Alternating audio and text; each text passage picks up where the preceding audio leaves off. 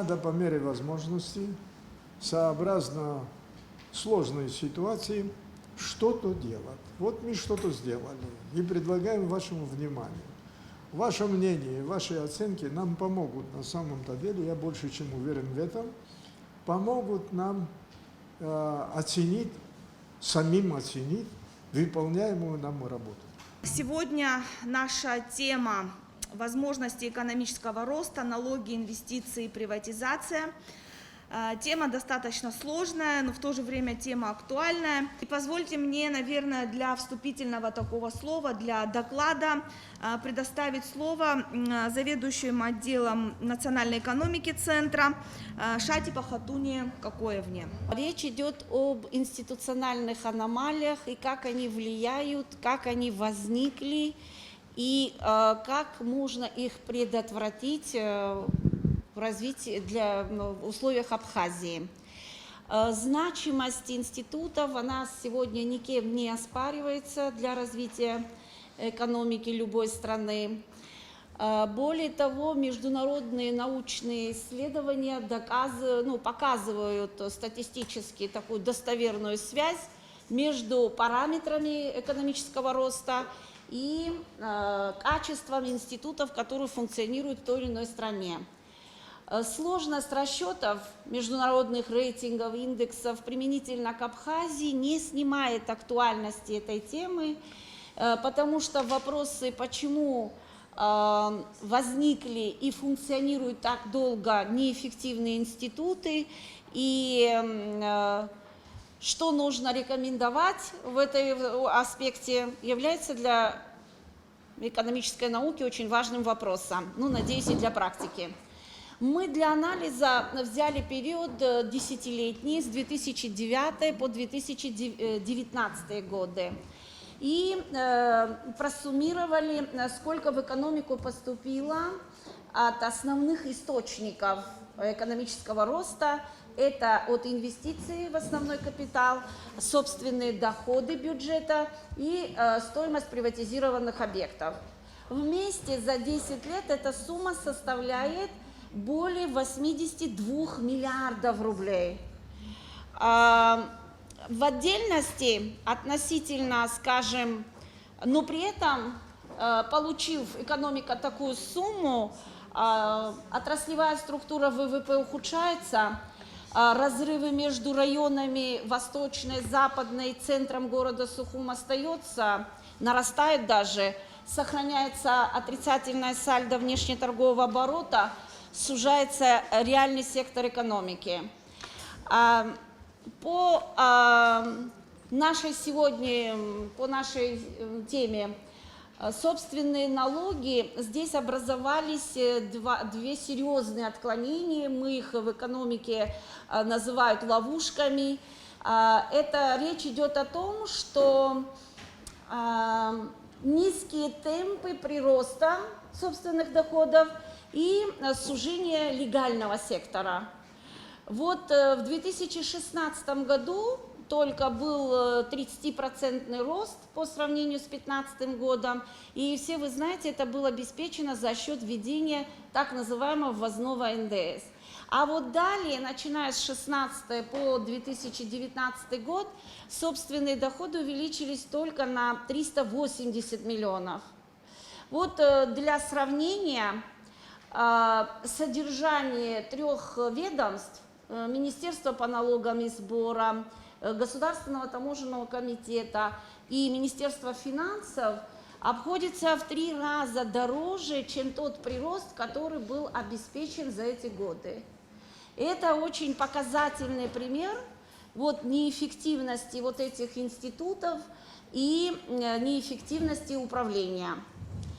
О том, что сужается легальный сектор, мы приводим в работе свои исследования, но я здесь хочу обратить ваше внимание всего на 2 аспекта, 2 примера. Первый – это торговля, потому что торговля сегодня самая значимая отрасль в экономике Абхазии. Она формирует почти 40% ВВП. Так вот, в торговле рентабельность, то есть продаж, официально показывают на 1 миллион выручки от 30 до 50 тысяч прибыли. От 30 до 50 тысяч прибыли на 1 миллион выручки. Да, товарооборота розничного, включая общественное питание, это вместе. Второй, знаете, мы взяли пример из сферы услуг, парикмахерские услуги. Получилось, что официально статистика показывает в день по республике выручку 232 рубля. То есть мы только одного клиента по всей республике обслуживаем как бы в легальном секторе, а все остальные не учитываются и находятся в теневом. Это такие маленькие примеры. Мы изучили внимательно программу гармонизации, там длинное название, но программа гармонизации была утверждена в ноябре 2020 года, и там сроки реализации с 2021 по 2023 годы.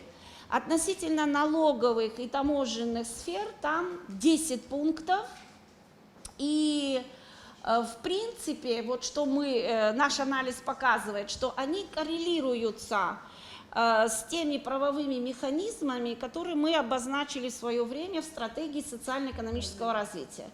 Но есть там существенное «но», и это касается вообще в целом нашего исследования, и в частности этой темы, что нет государственной программы. И вот когда отсутствует государственная программа, реализация в полном объеме всех даже этих 10 пунктов в данном случае не дает возможности нам просчитать, насколько снизится теневая экономика Абхазии и будет, соответственно, обеспечен прирост собственных доходов. Второй источник – это инвестиции. К сожалению, сегодня нет представителя инвестиционного агентства, но здесь такая же аномально низкие отдачи от инвестиций. 44 миллиарда инвестиций в основной капитал, включая финансовую помощь, которая поступает по линии инвестпрограммы, бюджетные так называемые инвестиции. Вот 44 миллиарда, к сожалению, дали, еще раз повторяю, аномально низкие показатели для развития экономики. В частности, они создали всего 5600 рабочих мест за эти 10 лет.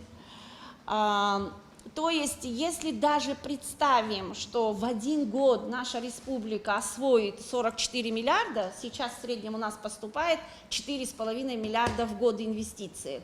Если даже представим невероятно, и к нам придут 44 миллиарда, то если не менять систему, да, и все вот так оставить, все институты, институциональные нормы и правила, то отдача будет, к сожалению, незначительной. Всего-навсего удвоятся собственные доходы, удвоятся республиканского бюджета. И как вы понимаете все, это очень недостаточно. Опять это та ловушка, о которой мы говорим, низкие темпы прироста собственных доходов. Мы также в этой работе рассмотрели отдельно инвестиции на примере энергетики, потому что энергетика по линии финансовой помощи получала бюджетные инвестиции на восстановление и развитие более 2 миллиардов рублей за вот эти 10 лет. То есть, имея бесплатную генерацию, тоже в мировой практике очень редкое явление, получив 2 миллиарда инвестиций на восстановление, имея законы, множество актов, к сожалению, мы не подошли, не были решены системные проблемы и разрывы, которые существуют в энергетике. И опять на будущее, если посмотреть, вот согласно этой программе гармонизации, там тоже есть 4 пункта относительно энергетики. И один из этих пунктов – разработка таких нормативных актов, которые бы привлекли инвестиции российских электросетевых компаний. Но опять, вот на наш взгляд, все те системные проблемы, которые накопились, переложить на плечи инвестора как это показывает наша практика, вряд ли будет иметь большой эффект и будет целесообразным. Дело в том, что энергетическая безопасность, которую должна государство обеспечивать, да, как это прописано в самом законе об электроэнергетике, конечно, инвесторы, речь же идет не о том, чтобы инвестор приобрел, скажем, трансформаторную будку. Инвестор – это не благотворительная организация, и им нужны доходы. То есть если инвестор вложил определенную сумму, столько и обязательно еще больше он должен заработать. А чтобы инвестиционные проекты в эту отрасль пришли, и это было бы эффективно, на наш взгляд, необходимо опять в рамках государственной программы, где есть цели, что мы хотим, какие целевые параметры будут прописаны, и будет ли это способствовать созданию национальной энергетической системы. Может быть, будут использоваться государственно-частное партнерство, один каких-то из этих выходов. Тем более законодатель предусмотрел, что не все элементы этой энергосистемы, возможно, не подлежат приватизации, поэтому очень сложно сказать, что проекты вот эти прописанные в гармонизации пункты позволят или гарантируют отрешение вот тех накопившихся проблем в энергетике. И последнее, чтобы у вас времени не отнимать, приватизация является важнейшим, конечно, источником, так планировалось, но что получила в итоге республика, наше общество? Мы продали в частные руки более 1000 объектов. В приватизационном фонде должно быть более 1 миллиарда рублей. Это всего в среднем где-то 5000 на одного жителя нашей страны. Но и эти суммы, к сожалению, не используются в полном объеме в экономике. И более того, если по данным Генеральной прокуратуры, которые опубликовали списки должников, может, они потеряны безвозвратно или они функционируют в теневом секторе. То есть это опять говорит о слабости, о том, что итоги приватизации, несмотря на то, что один закон был, потом приняли второй закон, множество нормативных актов в этом секторе, очень сложная процедура, да, многоступенчатая, пока правительство утверждает перечень, потом парламент утверждает объектов, и все равно итоги, к сожалению, малоэффективны, это мягко, если будем говорить, да, и очень неоднозначные получили. Поэтому в предложениях, выводах мы предусмотрели алгоритм, которых необходим, и алгоритм основан должен быть на программно-целевом методе управления. Хочу очень коротко остановиться на сделанном. Говорим о недостатках, присущих нашей налоговой системе, которая зародилась в 90-х послевоенных годах, которая содержит в себе очень много негативного для наших национальных предпринимателей прежде всего. И постоянно ставим вопрос уже перед властями, перед разными структурами, законодательными, исполнительными, но, к сожалению, одни предложения так и остаются. Я хочу сказать конкретно о себе, чтобы на кого не ссылаться, получая просьбы или обращения, еще будучи завкафедрой в ВАГУ, потом сотрудничая с ЦСИ при президенте, когда вместе работали, а сейчас уже директором института представляю, практически не меняя свои письма. Те же самые предложения, которые были актуальны и 5, и 10 лет назад, и сегодня те же самые проблемы стоят. Хотим внести предложение, ставим конкретно, вот по первому вопросу, о реформе налога с физических лиц. Начнем с этого, первый вопрос. Мы хотим сформировать справедливую налоговую систему, правильно? Чтобы это была не только, чтобы имела целью фискальную функцию, как мы здесь говорим, фискальная собираемость максимума дохода. Это само собой для государства очень важно. Но мы должны создавать возможность для расширения, развития, удобства для человека и для предпринимателя местного. Только о них я говорю. Вот в этом плане налог с физических лиц, давайте его конкретно посмотрим. Ставка налогов 10% подоходный налог. чем мы облагаем доходы наших граждан, получающих ниже прожиточного минимума, ну, грубо говоря, 7 тысяч рублей, все равно они должны платить те же 10%, еще плюс 1% пенсионный фонд. А в то время как в других странах, я не буду их называть развитые, развивающихся, во всяком случае и слабо развитых, учитывается прожиточный минимум, даже считают потребительский бюджет семьи. Есть многодетные семьи, есть один человек в семье и так далее. Второй вопрос, который касается нашей системы налогообложения, это многократно говорим, и президенты наши постоянно говорят, что у нас очень много количества налогов, что необходимо объединить, сгруппировать, выполняющие идентичные или одинаковые функции. Но тем не менее, это как и было, там 21 видов налогов, республиканских, местных, остается как будто ничего не должно меняться. Это второй минус. Плюс третий, самое главное, можно сказать, в этой не главное, но один из главных вопросов – система внебюджетных социальных фондов. Многократно все власти, главы государств всегда ставят вопрос в посланиях парламенту, но опять же то же самое, как и было, остаются, как и были, так же самое. Количественно там фонд милиции сняли, когда-то было, слава богу, хотя бы, но здесь у нас 5 фондов, и самое содержание этих фондов уходит намного больше денег, чем оказывают они реальную поддержку, кому ориентированы программы этих фондов. Вот это вопрос, который уже, не знаю, кому обращаться, это парламент наш только сейчас в данном случае должен наконец-то твердо сказать свое слово в этом вопросе, потому что они тоже параллельно этот вопрос ставят. Это второй вопрос. Ну, на содержание имеется в виду обслуживание этих фондов больше уходит, чем это, в принципе, можно сказать и по многим другим структурам государственным, но в данном случае о внебюджетных фондах.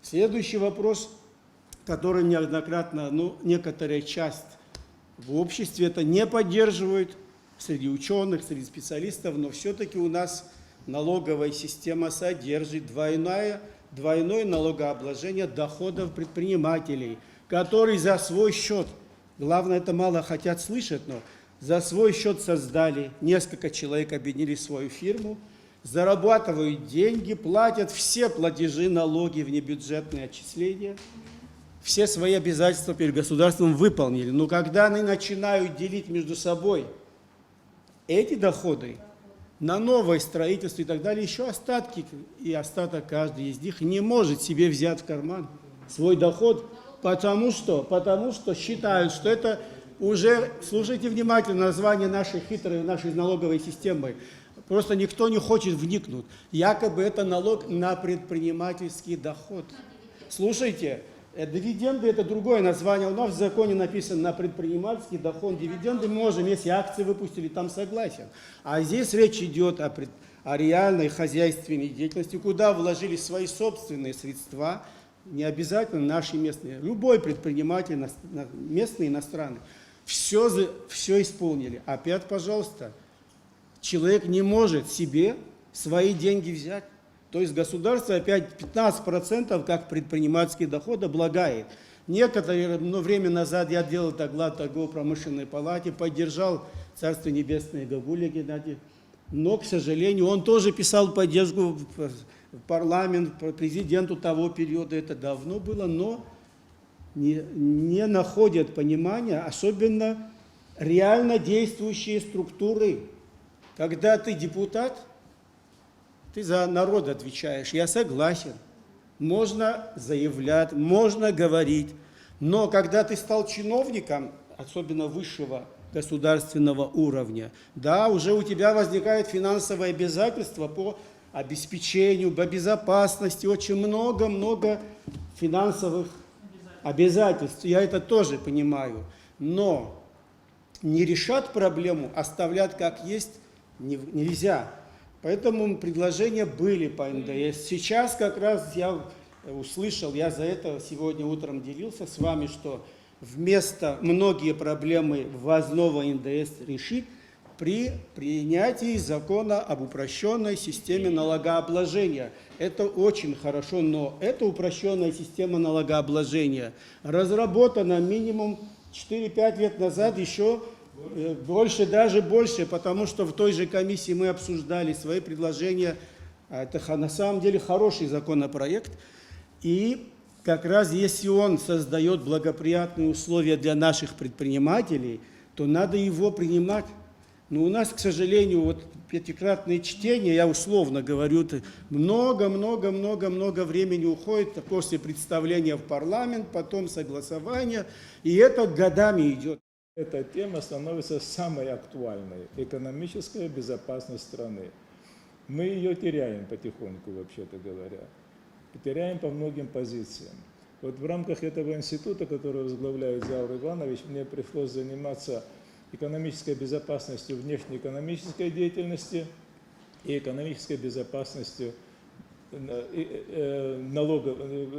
налоговой безопасностью страны. Вот по этим показателям, конечно, мы очень сильно отстаем от хороших стран в мире, но самое, то, что настораживает, не то, что мы отстаем, у нас некая тенденция к стабильности вот этого отставания, к сожалению. Или даже, может быть, и в иные периоды даже ухудшение этой ситуации. Значит, налоговая безопасность, внешнеэкономическая безопасность, я сейчас говорю про основополагающие формы безопасности страны, из которых складывается потом экономическая безопасность. На отдельной позиции, конечно же, стоит энергетическая безопасность. Вот здесь мы уже пришли к рубежу, который мы уже не можем перешагнуть, и мы должны принимать ответственные, компетентные и эффективные решения. Вот вчера, вы, наверное, все слушали интервью нашего президента, очень такое большое интервью, хорошее, мне очень понравилось, кстати говоря. И он говорил о том, что делается в плане привлечения инвестиций. На самом деле, если это будет осуществляться, это действительно для нас будет прорыв очень серьезный. Но любые эти инвестиции потребуют энергетических затрат. Любые эти инвестиции потребуют энергетической стабильности. Я уже не говорю о правовой стабильности, вот энергетическая стабильность. С правовой мы еще можем справиться как-то, мы можем дополнительно выделить людей, машин, какие-то наблюдения делать и так далее. А вот энергетическая, она нас просто будет стопорить. Мы не сможем из нее выбраться. Когда я занимался налоговой безопасностью страны, вы знаете, работал долгое время в налоговых органах, я опять пришел к выводу, что вся налоговая система нашей страны, она отработала свое, она нормально отработала свое. В общем-то, достаточно, на каких-то этапах достаточно эффективно даже. Я могу вам напомнить цифры, скажем, 2007, 8, 11, 12 годов, когда рост налоговых платежей составлял от 30 до 40%. Нас это очень радовало тогда. На самом деле это такой существенный прорыв был и существенное дополнение к бюджету страны было. Но я тогда, как раз в это время приехали к нам в гости в страну из Сингапура. Бизнесмены, экономисты и так далее. И вот у нас в налоговой службе состоялась такая встреча с ними. И вот мне пришлось это докладывать, все, когда я это говорил. Я, в общем-то, с удовольствием это говорил, докладывал, что у нас такие показатели. Но вдруг стал один из членов делегации, сказал, говорит, вы, на самом деле это очень хорошие показатели, говорит, но вы, говорит, не обращайтесь, говорит. Очень быстро наступит момент, когда вы вот такого рода ресурсы уже не будете иметь, и ваши темпы роста поступления налоговых показателей будут резко уменьшаться. Ну, мне тогда не совсем это понравилось, но я объясняю, знаете, чем тот рост? На самом деле, вот за счет налогового администрирования мы смогли увеличить, ну и какой-то там экономический рост был определенный, вот все это вместе, такой кумулятивный эффект оказался, и показатели были очень высокие. Но сегодня уже мы уже по-моему, уперлись, извиняюсь за такое выражение, налоговую стену. И ясно, что необходима реформа налоговой системы. Вот Захар Иванович об этом говорил, что у нас много видов налогов. Я могу с ним согласиться, но, на мой взгляд, не это самое главное, не количество налогов, а сама суть налогообложения, как происходит у нас в стране.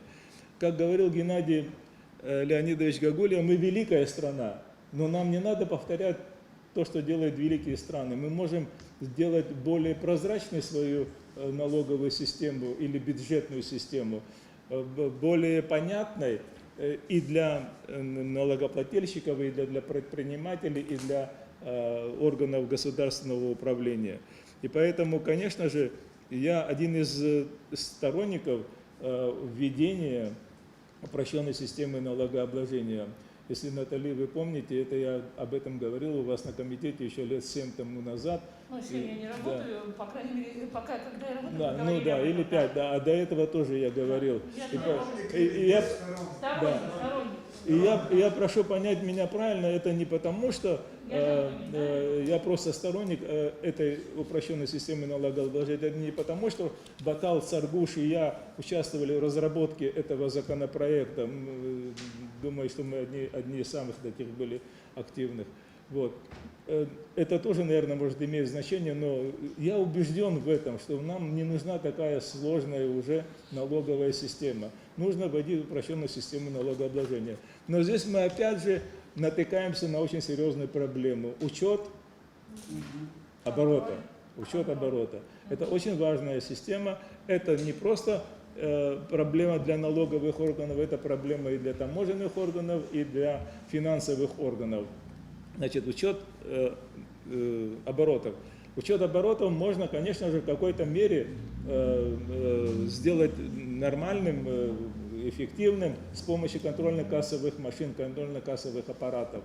Но их надо вводить. Для того, чтобы их ввести, нужно, ну вот уже вот вчера вы слышали, Наталья, да, вы приняли в первом проекте, в первом чтении приняли законопроект, да, до конца года, да.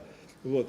Но кроме этого, надо, чтобы структуры работали, государственные, контрольные структуры, чтобы работали нормально в этом смысле, чтобы на самом деле мы могли бы хотя бы в достаточной степени выйти из тени, обороты вывести из тени.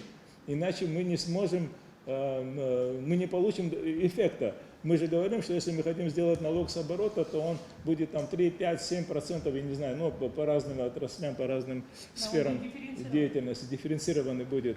Но не потеряем ли мы бюджет таким образом, доходы в бюджет? Ведь надо же как-то вот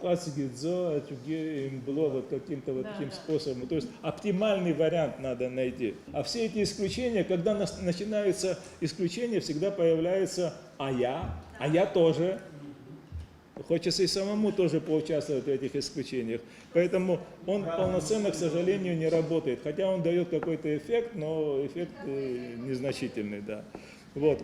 Кроме этого, я хотел бы сказать еще, что, опять же, говоря о нашем великом государстве, нам надо подумать вообще о оптимизации всех наших расходов. Вот вы здесь говорили, что мы на управление, на органы управления тратим слишком много денег. Наверное, это так. Надо и посчитать еще раз и показать на самом деле, как это есть. Но я на самом деле вот по роду своей деятельности сейчас вот начинаю сталкиваться с бюджетными всякими делами, с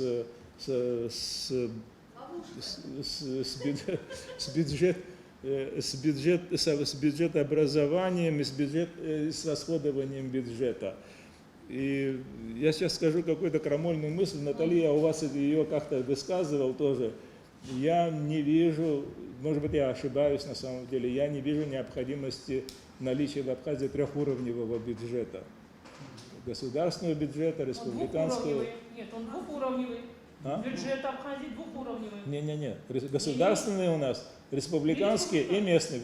Республиканский и местный составляют государственный бюджет. Формально он значит двухуровневый, да. Республиканский и местный, а государственные параметры это общее просто. Наталья, я знаю, о чем но это не уровень. Я с вами согласен, но я знаю, о чем я говорю. Вот, да, я понимаю, да. И поэтому у нас вот местные бюджеты, местные бюджеты, даже включая город Сухум, они рассчитаны на дотации потом из государственного Очень бюджета. хорошая вещь. Я На об этом дотации из поговорю. государственного бюджета. Зачем это закладывать и планировать такого рода дотации, если можно было бы, наверное, создать единый государственный бюджет и квотировать территориальные, административно-территориальные единицы. У нас, как известно, тоже в плане гармонизации есть такой закон, как упрощенная система налогообложения.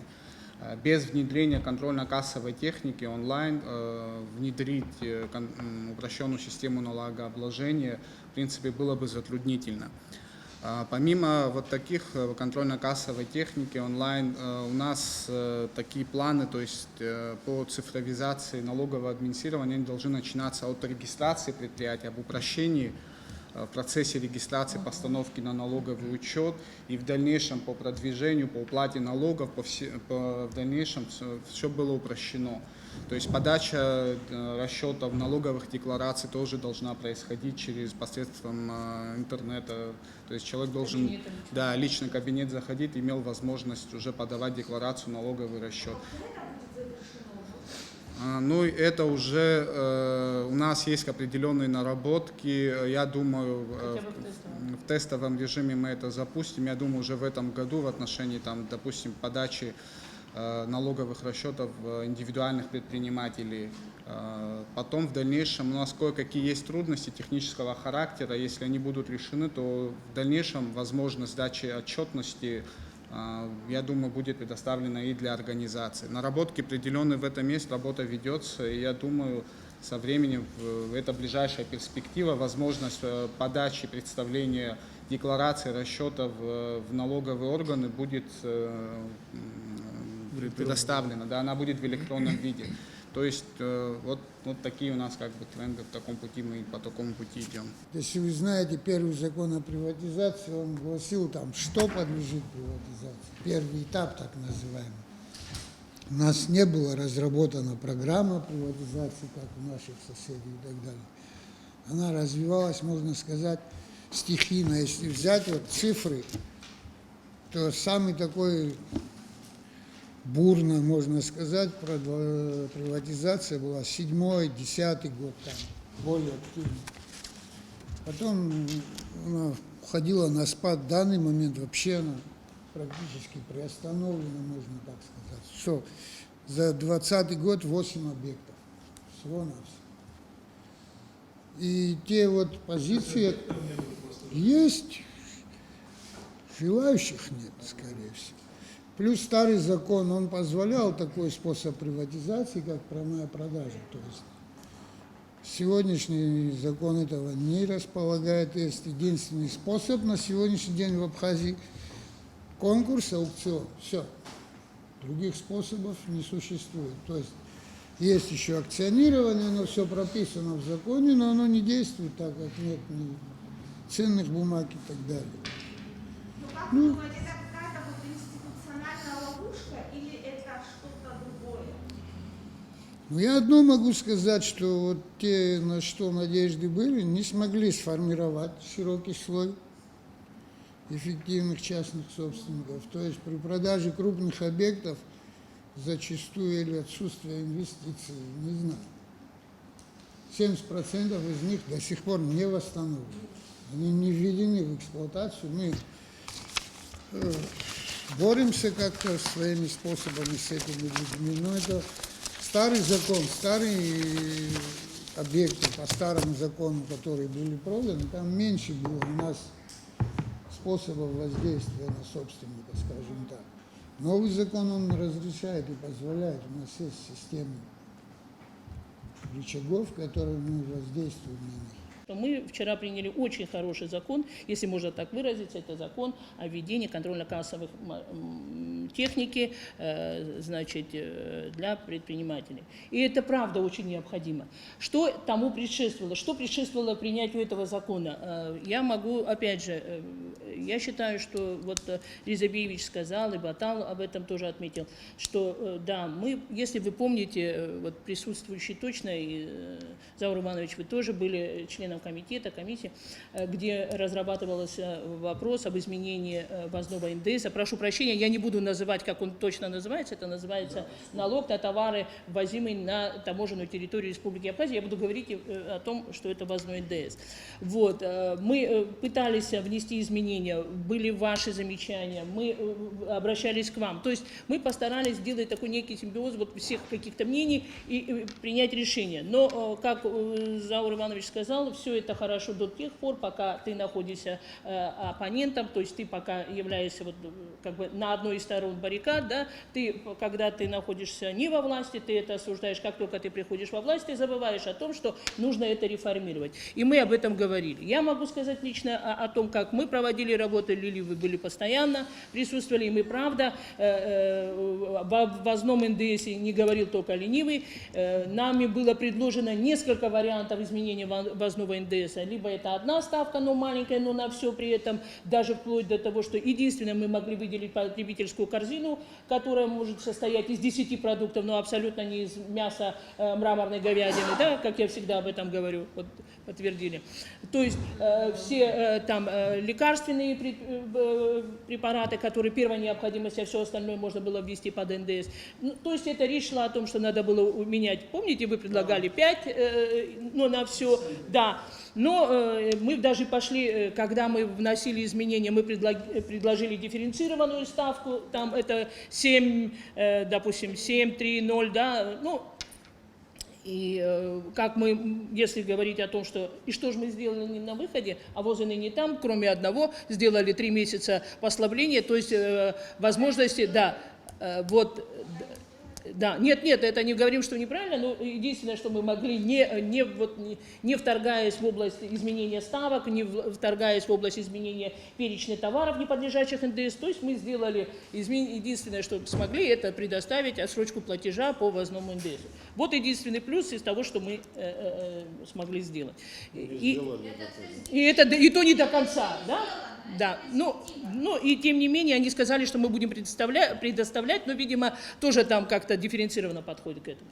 Но и вторым законопроектом у нас в парламенте был закон об упрощенной системе налогообложения. Совершенно согласна, он был абсолютно старый, но мы пошли по пути, лично вот я как председатель взяла за основу и была инициатором, воспользовалась правом законодательной инициативы, и этот закон мы постарались принять в первом чтении, мы его приняли по одной простой причине, что в дальнейшем его уже проработать. Финансовая помощь из Российской Федерации мы просто разделили на 2 аспекта. Одна социально-экономическая, это на повышение заработной платы. Вторая, прошу прощения, но мы обозвали просто инвестиционная программа.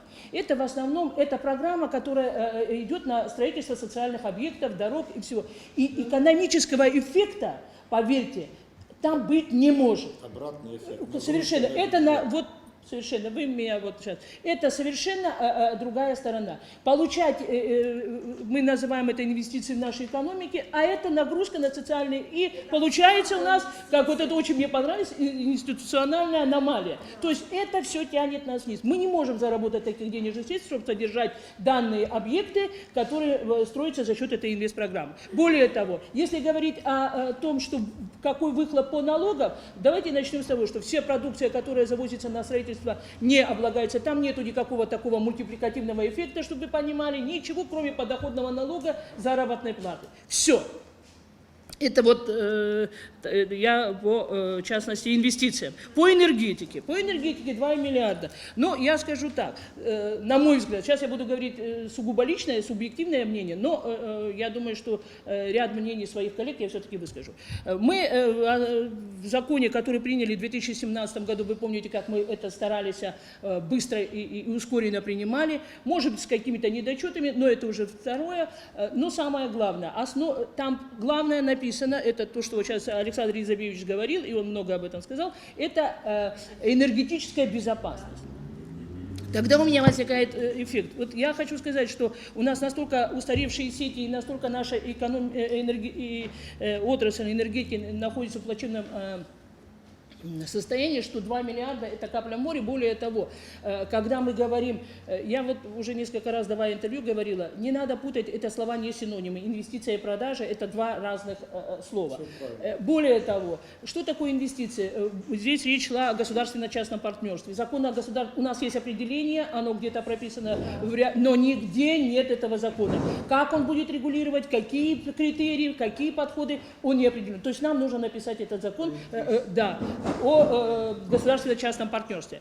Далее, по вопросу инвестиций. Все здесь сидят экономисты, наверное, ничего нового я не скажу. Как только я вкладываю деньги, мне нужен экономический эффект, то есть я должна выхлоп получить от вложенных мною денег. Результатом выхлопа денег в экономику будет следующее. Поднятие цены. То есть цены на электроэнергию будут отпущены, и они пойдут в свободное плавание. Это, я думаю, ни для кого не секрет. А давайте скажем о другом. Я на заседании, которое мы тоже провели в парламенте, мы небольшой такой ликбез прочитали друг другу, что такое цена на энергетику, но послушайте, мы все экономисты и знаем, из чего складывается цена, себестоимость, стоимость и дальше цена. Это все понятно, но не об этом речь шла. Давайте соберем хотя бы по 40 копеек. Давайте по 40 соберем. Я просто, у меня вот я, если будет это на телевидении, я хотела бы воспользоваться случаем, обратиться к народу и сказать, друзья, давайте заплатим по 40 копеек. Давайте заплатим по 40. Я вас уверяю, у нас будет возможность хоть что-то подчинить и поправить, внести. Это точно. Мы платим от 100% потребляемой электроэнергии, процентов 20-30, 30 уже не собирается, и даже 20 это уже под вопросом, то есть это копейки. Все, дальше. Вы, наверное, помните и меня на страницах, Фейсбука уж точно, ругали очень сильно, что я вообще, и председатель какой-никакой, там, не знаю, неважно. Не приняли бюджет, помните? Нет, не приняли бюджет. А по причине чего мы не приняли бюджет? Если вы вспомните, два вопроса основополагающих было не принятие бюджета. Это Очегварская ЛЭП и включение в суммы 100 миллионов. Мы хотели больше, но нам не дали такой возможности, сельское хозяйство. Но при этом мы приняли, если вы помните, 50 миллионов на развитие малого и среднего предпринимательства, на дотацию процентной ставки. На это можно принять, понимаете? А вот 100 миллионов на приобретение счетчиков – это невозможно. И на недавнем нашем совещании было нам сказано, что это не представляется сейчас возможным, провода не того сечения, то есть за новый переток мы будем платить 130 миллионов, когда будем чинить Очегварскую ЛЭП, да, потери мы будем платить за счет программы 130 миллионов. Там была сказана еще одна такая фраза, что 390 миллионов мы платили за переток, понимаете, вот это прошлая власть, нынешняя власть, а при чем тут народ? Слушайте, я не могу понять, а при чем тут мы, почему мы должны страдать от отсутствия электричества, если мы все время политически что-то выясняем? Народ от этого не должен страдать. Это уже второе. Вот я хочу сказать следующее.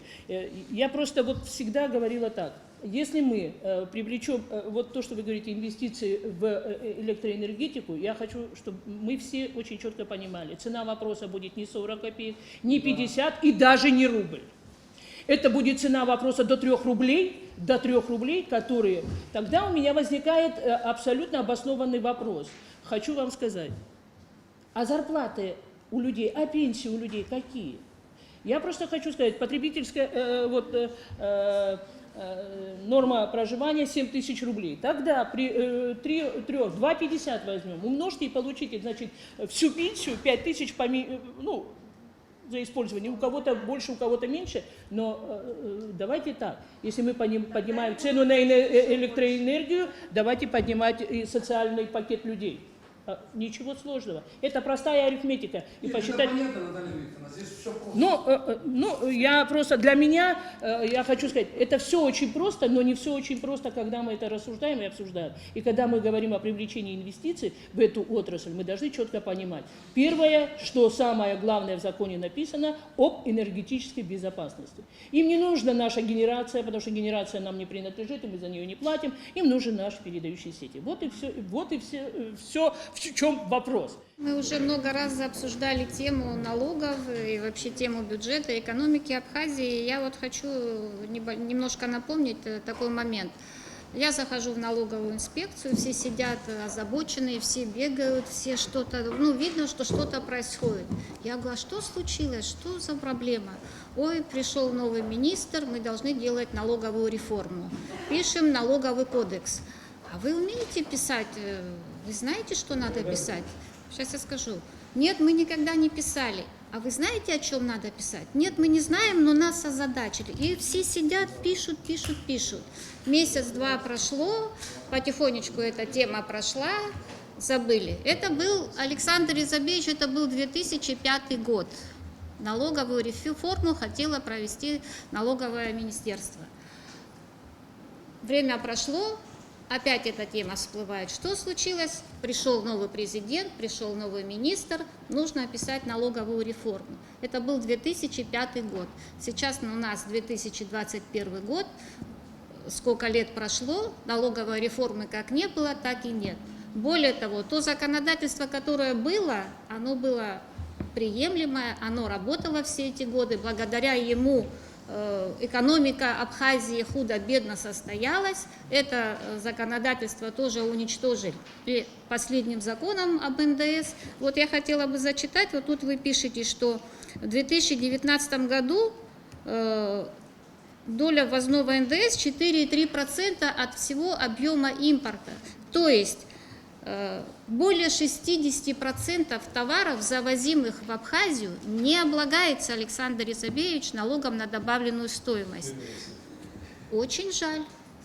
И очень жаль, вот все, о чем говорите вы, налоговые инспекторы, о чем вы говорите все министерства и ведомства, мы все это уже прошли. Надо понимать, что бизнес Абхазии, он вообще уже очень грамотный и образованный. И вот эти, когда нам начинают рассказывать экономическую теорию, мы это уже проходили тоже в тех же институтах, в которых и вы учились.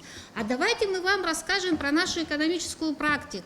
Что у нас происходит? Вот у нас сидят все предприниматели, которые просто готовы все бросить, закрыться и не работать. Но у нас есть какие-то обязательства перед поставщиками, перед кредиторами, перед нашими сотрудниками. Это не позволяет нам остановить свою работу. Но работать в таких условиях, я не знаю вообще, как мы все работаем. Мы вот сейчас говорили о энергетической безопасности, о потребительской безопасности.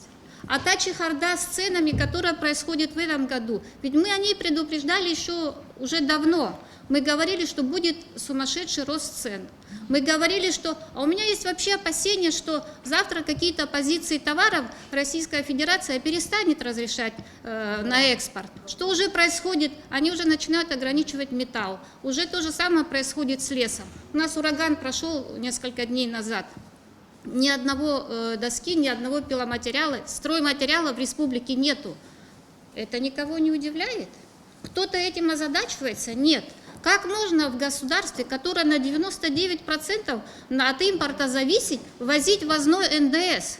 Вы мне объясните, мне уже противно об этом говорить, мы об этом говорим 5 лет. Вы мне покажите хоть один экономический анализ, который бы рассказал, какие мы предприятия развили благодаря этому закону. Ведь там было предусмотрено, что средства от него пойдут на развитие предпринимательства и экономики. Где? Я открываю сайт налоговой инспекции. Я понимаю, мне очень интересно посмотреть, но там нет никакой информации. Я открываю сайт Министерства по экономике. Ну, послушайте, красивый министр один был, красивый министр другой. Но кроме фотографий министров, я хочу почитать какую-нибудь экономическую программу.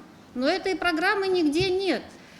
Александр Изобеевич, мы с вами очень много лет работали. Я тоже вчера слушала президента нашей страны и его планы. А в 1995 году мы с вами на бумажке писали перспективы развития Абхазии на будущее. Мы сидели и писали все, о чем было сказано. Это все тянется с 1995 года. Ничего нового сказано не было. Но ничего не сделано. Вот это, да, вот хочется сказать, знаете, как у Станиславского, не верю. Вот всему, что говорится, не верю. Потому что на практике все происходит наоборот. Александр Изобеевич, очень была хорошая комиссия создана в Министерстве по налогам и сборам, когда принимали предложения от предпринимателей. Когда была связь, когда были спорные вопросы, когда была связь предпринимателя и налоговика. Потому что, да, должна существовать обязательно эта обратная связь, потому что наши предложения тогда слышали. Мы говорили, что вот на практике что-то происходит у вас, ребята, вот здесь не так и вот так. И в том числе и законодательным, потому что вот эти, правильно, все вот эти спорные вопросы, они потом превращались в законодательство. И это работало, ведь вся экономика – это какой-то немножко такой баланс между властью и предпринимательством. Вот этот баланс сохранялся. Сейчас этой связи нет. Я еще раз говорю, я открываю сайт. Что хорошего сделала налоговая за все эти годы, за 15-18 лет? Молодцы, создали сайт. Что есть на сайте? Какая информация? Никакой. Меня интересует информация, а какие у нас спорные моменты, а где у нас в законодательстве есть какие-то вопросы, которые хотелось бы изменить, а какие у нас перспективы. Даже вот этот проект, который вы сейчас передали, закон по упрощенной системе, покажите проект, мы почитаем, и как предприниматели скажем. Про ККМ я вам сейчас скажу. В 2002 или 2003 году у нас была эта эпопея, и это было очень правильно. Почему налоговая инспекция все эти годы не занималась работой в этом направлении? Уже население бы привыкло, предприниматели уже сами заинтересованы в том, с контрольно-кассовыми аппаратами. Это прошло 15-17 лет. Надо было все эти годы работать и сейчас вводить налог с оборота, и все было бы закономерно и правильно. Налоговая здесь сидит, и парламент. Хотелось бы, чтобы еще другие, коротко скажу, в двух словах. Отношение к предпринимательскому сообществу в Абхазии негативно-агрессивное. Просто, понимаете, это какая-то каста, которую нужно гнобить, душить и создавать всяческие препятствия. Вот. Это, сейчас я не хочу дальше, да, роли, значения и так далее. Ну, это реально, вот так можно коротко сформулировать. Теперь, почему наши законы не работают? Вы знаете, наши законы, вот Лили до этого отметила тоже, закон – это компромисс. Вы понимаете, власть нас не должна воспринимать вот как некоторых, которые нужно гнобить или там только фискальной дубинкой с нами разговаривать. Мы должны воспринимать друг друга как партнеры.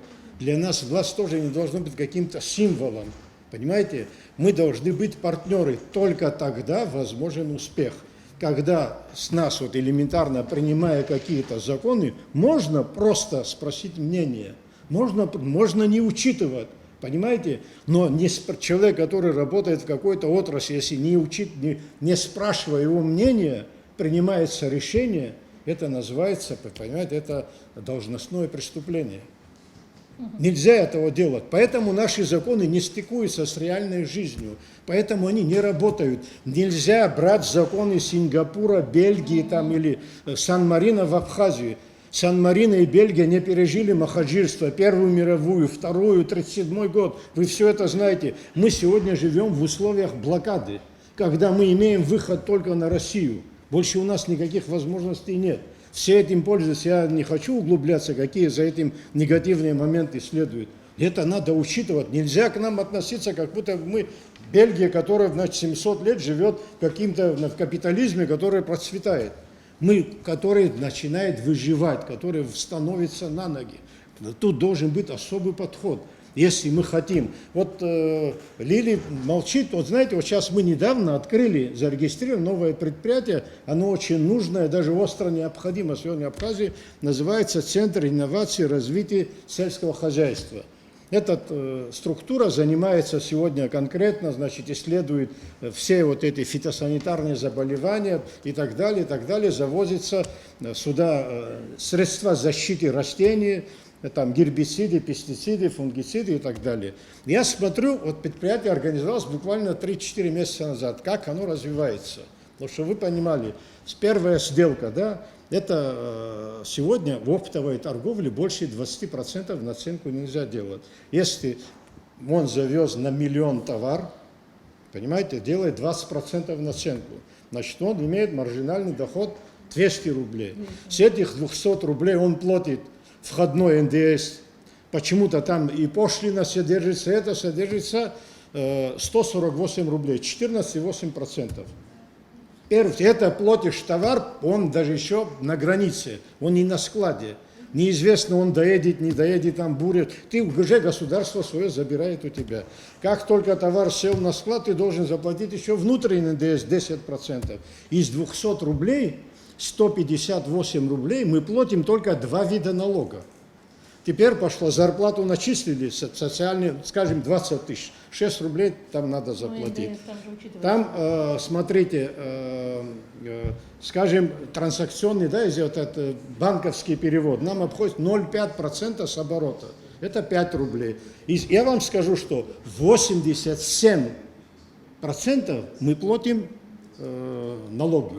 Из маржинального дохода, не с прибыли, просто с начисленного дохода. Из 200 рублей предпринимателю остается 12,5 рублей. Заложено вообще здесь развитие какое-то? Я не говорю о продажах, там дальше еще какие-то свои... Но более того, я вам скажу, товар, если я отдал, скажем, да, вот она бухгалтер подтвердит, я отдал, потому что у людей денег нет. Мы им даем в кредит, чтобы они рассчитались с урожаем. Вот я товар отдал, считается, товар продал, правильно? И когда мы баланс подводим, у нас появляется прибыль. Деньги, которые мы еще не получили, мы уже должны платить, понимаете? Нет, у нас не созданы никаких условий абсолютно для развития малого бизнеса. Я не буду говорить о значении малого бизнеса. Да, малый бизнес, может, там вот эти хорошо манипулируемые цифры типа ВВП и так далее не влияет, но 80% трудоустройства берет на себя малый бизнес. Какую социальную нагрузку он снимает с государства? И мы им не даем никакого абсолютно развития. Я вот послушала речь президента, и меня она расстроила. Когда человек заявляет, что он привлечет около 2 миллиардов инвестиций куда? В и так уже развитый регион Пицунда, где фактически занятость и обеспеченность по сравнению с другими регионами, в общем-то, это что, к чему это приведет? Ведь когда в советское время размещение производительных сил происходили, последствия этого размещения прогнозировались. Для чего нужен был Сухумприбор? Для того, чтобы переселить грузинское население. Для чего нужен был, допустим, чайная фабрика? Для того, чтобы то, что там производится, именно в Ачамчирах или в Гале, там оставалось, там, так сказать, перерабатывалось, и вот это рабочее место, добавочный продукт оставался там и работал на этот регион. Представьте себе, что помимо того, что, во-первых, в Пицунде и в Гагре, там уже частный сектор мультипликативно, он вырастает, он растет, и занятость, она фактически уже как бы обеспечена. Да, если речь бы шла об инфраструктуре, там вот были инфраструктурная составляющая в советское время, там были вот теплицы и так далее, такой вот был замкнутый цикл животного, которые обеспечивали этот конгломерат курортно-рекреационный. Вот представьте себе, что произойдет. Уже сегодня туда, ну, Тамыш, наверное, какую-то коррективу внесет, но туда из вот этих районов неблагополучных, как мы говорим, люди едут на заработок. То есть что произойдет? Во-первых, из того региона вымывания людей и рабочей силы произойдет. И еще приедут мигранты. Нам это нужно. Вот такое перераспределение производительных сил. Кто провел анализ того, что вот эти инвестиции, пусть даже частные, а я не знаю, инвестпрограммы, нужны в таком объеме в этом регионе? К чему это приведет? Да, может быть, кто-то будет получать высокую заработную плату. Кто-то, наверное, я очень рада за него. Но что произойдет с нашей экономикой и с нашей демографией? И вообще со всем тем комплексом проблем, которые и так сегодня давят на нас всех. Я считаю, что, наверное, те, которые или пришли к президенту с такой идеей, они, конечно, будут приходить. И еще такой момент по поводу законодательства. На самом деле законы, нормативно-правовые акты растут. Вот эффективность, понятие рентабельности экономической, оно вымылось вообще в инвестпрограммах и так далее. Слово понятие рентабельность. Раньше для того, чтобы обосновать вообще значимость какой-то экономической программы, без понятия рентабельности рентабельности и того, чтобы вывести, какова рентабельность этого проекта, вообще никто с тобой разговаривает. И диссертации защищались экономически с тем, что какова рентабельность ваших идей. А вот какова рентабельность этих законов и нормативных актов? Как решить все проблемы, о которых вы здесь говорили? Знаем, кто они такие, это вы. А как вы, если другие? Значит, все-таки я хочу сказать о том, что наука – это на самом деле другая область. В политике, да, в наших условиях в политике люди дружат по другим принципам, по другим правилам. В жизни общества есть сосед, сват, кум, родственник, брат и прочее, прочее. В науке этих категорий нет. Там есть истина, там есть заблуждение. Самое главное, чтобы мы с вами эту истину знали. Пренебрегая данными науки, никакое общество в истории человечества вообще не встречается. Если даже науки не было, там был опыт. А мы сегодня имеем возможности, кстати говоря, речь у нас идет о том, что потенциалом для того, чтобы обустроить свое государство, обустроить себя более-менее нормально, у нас есть такие возможности. Такие возможности в нашем обществе есть. К великому сожалению, мы не реализуем, потому что есть все-таки факторы, которые нас серьезно мешают, но в то же время нам нужно будет сообразоваться в ситуации и не потерять себя в этих условиях. Еще раз вам большое спасибо.